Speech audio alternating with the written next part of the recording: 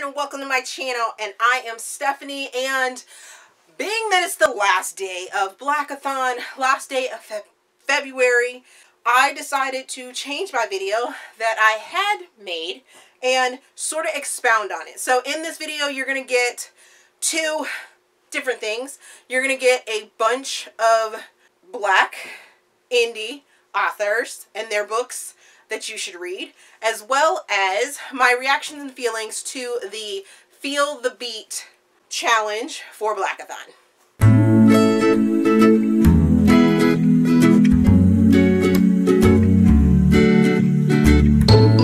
As I said in that pretty choppy intro there, I'm going to do two videos. Initially, I did a list of all of the indie Black authors that I could think of, and then I decided, after watching India from Life is a Page Turner, how she did her video, I started to watch it, and then I was like, oh wait, that sounds like a great idea, which is to do a reaction sort of video. I'm gonna listen to the spoken word poems, the 4 of them that are for this challenge, and you guys are going to watch my reaction to them, and then I'm going to talk about them a little bit. But then I was like, I don't want to lose the footage that I already have, or, you know, get rid of the stuff that I already have. And then I came downstairs and looked at my bookshelf and was like, you know what, I've met a lot of Black indie authors. How about I just pull the books off my shelf and show you guys who I've met, who I've talked to, and show you guys their books, let you know if I've read their books and why you should read them and things like that. So hopefully this video isn't going to be too long. I can edit some stuff and make it all pretty, but hopefully you guys enjoy this, because Black History Month, celebrating Black diverse authors, main characters, things like that, should not be just 1 month out of every single year. It should be all the time. You should really work that into your repertoire of reading, and if you're not, then I don't know what you're doing, because reading outside of your comfort zone is going to help you become more knowledgeable, help you explore different lands, especially if you don't have the opportunities of leaving your small little bubble of a community and venturing out. Reading is a great way to do that. You're going to see other people's perspectives and things like that. So, off my soapbox, let's get to the books first, and then we'll do the poetry. So the first author I'm going to talk about is L.D. Davis, and I read her series, what is the series called? Accidentally on Purpose trilogy, and I started out with the first book of Accidentally on Purpose, and I read this book on my way to meet her at Indies Invade Philly, and I went through so many emotions and craziness that it was just out of control. I didn't know what to do with myself. I have not read the other 2 books in the series yet, which is Worthy of Redemption, which is book number 2, and then Worth the Fight, which is book number 3. I do want to read them because, like I said, this first one was absolutely crazy and drama-filled, but drama in, like, the best way. Next, I'm going to talk about Niquel. I have these 3 books. I actually don't have a copy of the book that I actually read by her, which is The CEO. But these 3 books are further into the series, or their own series, what have you. You have Bed of Lies, Volume 1, Bed of Lies, Volume 2, and Bed of Lies, Volume 3 right there. And these are fairly short. I mean, seriously, people, they would be like super quick to read, and the font on them are pretty large. So I think they're novellas, if I'm not mistaken, but the first tagline is, he stole my body, then my heart. So yeah, I kind of like those. And then the backs are of the men right there. And one looks like he might be in security or mysterious or something like that. So I'm looking forward to getting into this series as well. Next, we have Diantha Jones. I met Diantha, I want to say 1.5 years ago, maybe 2 years ago, at a very small, intimate book signing. And she has these beautiful covers that I just wanted to, like, dive into. I haven't got a chance to dive into them, but they are, like, astrological and things like that. They're pretty chunky, too. That's actually book number 3.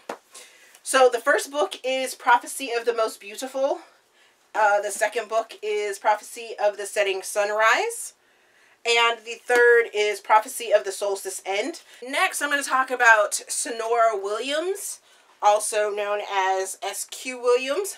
But I have read this series, which is the Fire 9 series, and it's absolutely amazing. It's about rock stars and their trials and tribulations. Okay, starts off with who he is, then goes to who we are, who I am, which is these two are about the same couple, and then this one is about another band member, I believe. And then finally is the last book is Who I'm Becoming, which is the fourth band member, and the whole series is pretty freaking awesome. Yes, and the covers are pretty awesome. I also have Tainted Black and Doomsday Love by Shanora Williams that I need to get to.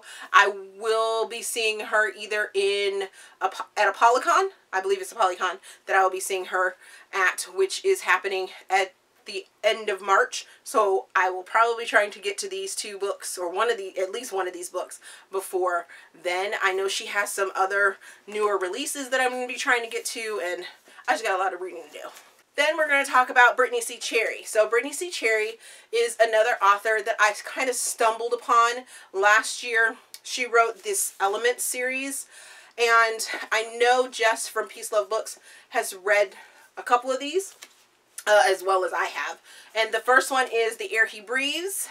Second is The Fire Between High and Low. The third is The Silent Waters. And the fourth is The Gravity of Us. I have read book number 1, which is The Air He Breathes. And I was listening to this in my car, and I was like, there was this part that I was like, did that just happen? Oh my goodness, I can't believe that. And then I read The Gravity of Us, and pretty much did not like our main male character, but in the end, I loved him. Oh, he put me through some things. And then the female main character in this book was a little flighty for me, but at the same time, I fell in love with her too. So I'm loving some Brittainy C. Cherry. And also I have Art and Soul by Brittainy C. Cherry that I need to read as well. Now, the final author that I'm going to talk about is one that I absolutely rave about on my channel. I have interviewed this author, I have met her, and I just love her oh so much. She puts the social issues into her books and makes them realistic, and I just fell in love with her when I read the Grip series by Kennedy Ryan. And I actually only have 2 of the Grip series. I'm going to be picking up still from her and the rest of her books when I see her at a Polycon. But I have Flow and Grip right here. And then I also read her Soul series. And that is My Soul to Keep, Down to My Soul, and Refrain. And the couples in these series are all sort of intertwined. You should probably read the Soul series first, so that you meet Kai and Ryson first, and then you meet Bristol and Grip in this one, and they sort of intermingle because the events of Flow happen, I want to say, after Down to My Soul, so book 2, and then the events in Grip happen after Refrain, if I have that correct. Or they might be happening at the same time. Regardless, they're still an awesome, amazing series. And then I am going to also be picking up Block Shot, Long Shot, and hopefully, fingers crossed, Hook Shot from Kennedy at a Polycon as well. Alrighty, so I have my earbuds in, and I'm probably going to do some editing so you guys don't have to watch the entire thing of me going through these poems. I may speak during it. I'm not sure. I don't know exactly what they are. All I know is they are spoken word poems, and you know, let's get to it. Alrighty, so the first poem that I'm going to be listening to is Joshua Bennett's, I have no clue how to pronounce it, so I'm just going to watch it.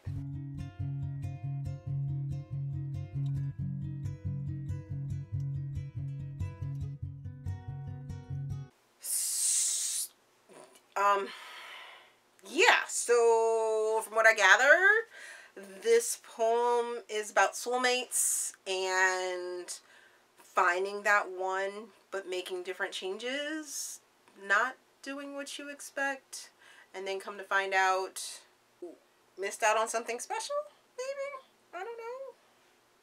I don't know. We're just gonna go to the next.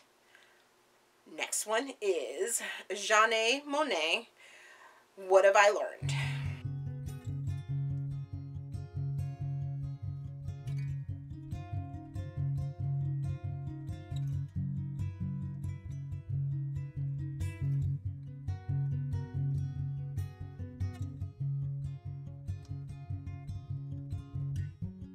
So another interesting poem. Once I really have, I felt some of it. I understood some of it. I learned some of the same things that Aja was talking about in her poem that she's learned. On to the next one. Jasmine Mann, Alicia Harris, Jeanne Bell. Waiting.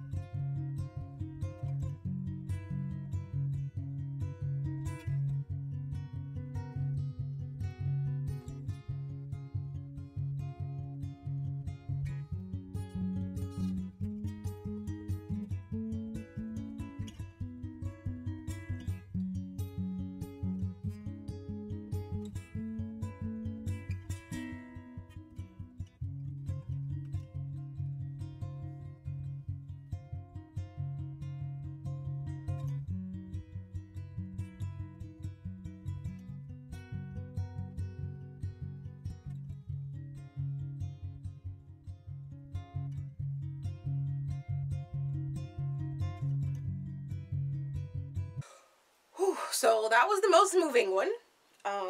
It talks about true love, having your soulmate, and that soulmate leaves this earth, dies, but you can still feel them, and what the thought would be when it's your time to join them wherever the hereafter is. And yeah, so that's the most moving one so far. That's the one that I've understood the most. It got a little messy for me at the end when they sort of sung and spoke all at the same time. It's three young ladies that were doing this poem, and I couldn't hear all of the parts, and it sort of fit, but it didn't completely fit. But whew, yeah. Alrighty, so the final one is from Javon Johnson, and it's 'Cause He Black.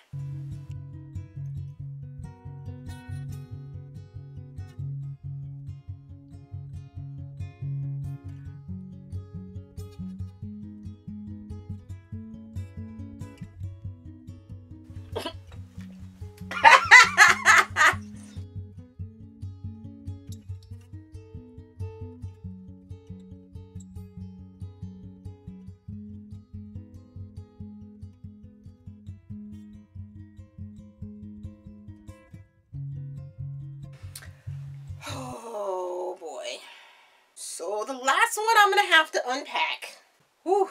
Okay, so this is a slam poetry read of a man, a black man, trying to explain to his nephew all the things that are going on in America. Obviously, it's America today, and the issues, the social issues that black men are faced with. So I have lots of feelings about this one because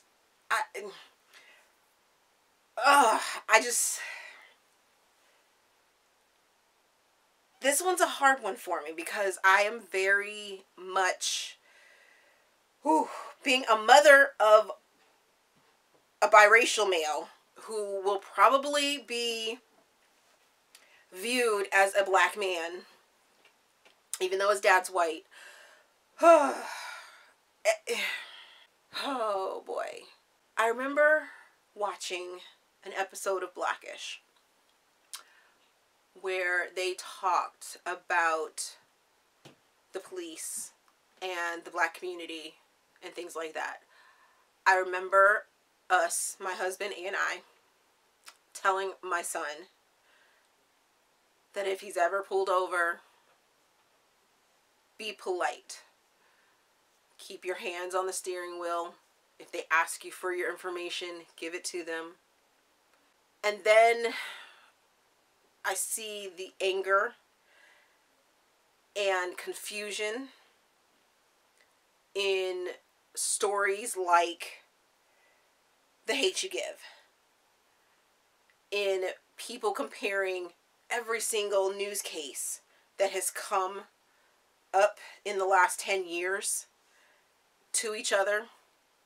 That black boy didn't do nothing wrong and they shot him in the back. He was just walking home with his hood up. He didn't do anything wrong. He was just walking down the street and that officer just pulled him over and said to stop, and then he just reached out of his car and shot him. That man did nothing wrong when he told that officer that he had a concealed weapon in his car and then started reaching for something. If you have watched my channel for any amount of time, you know that I am a former law enforcement officer.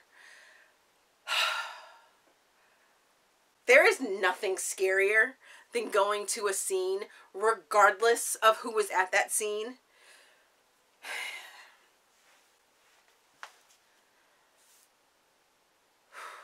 Law enforcement officers just want to get home just like the person getting pulled over. It is not always about race. I can't. I don't know. I just don't. Whew. Yeah. I don't even know if I have words or how I'm going to work that all together, how I'm going to work all of this together to make it coherent and understandable, or so that you guys can see where I'm coming from, because obviously from my past unpopular opinions and the comments that I've gotten, you guys have called me an Uncle Tom, and you guys have, you know, said that I'm just someone that is sticking up for the white people, or you've called me racist. And for one, let's get this definition of racism and racist out of our mouths. Educate yourselves, because to be racist is to believe that your race is superior to all other races. So if you don't think, I don't think that being black makes me any better than anyone else. So, by definition, I am not racist. Do I have prejudices? Yes. Everyone has prejudices. This world, if you don't have prejudice, you're just a sheep. I'm sorry. You have to think for yourself. You have to build your own mind from your own experiences. And I have been lucky enough to be immersed in a colorful, beautiful, different world. Leaving Michigan for me was probably the best and most eye-opening thing that I could have ever done. I left, I joined the military, I went to South Korea, I went to Turkey, I went to Bosnia, Herzegovina, I went to Europe. I mean, I have experienced and worked with so many different cultures and people, and all I know for sure is that I'm American, that my skin says that I'm black, And that's it. That's all.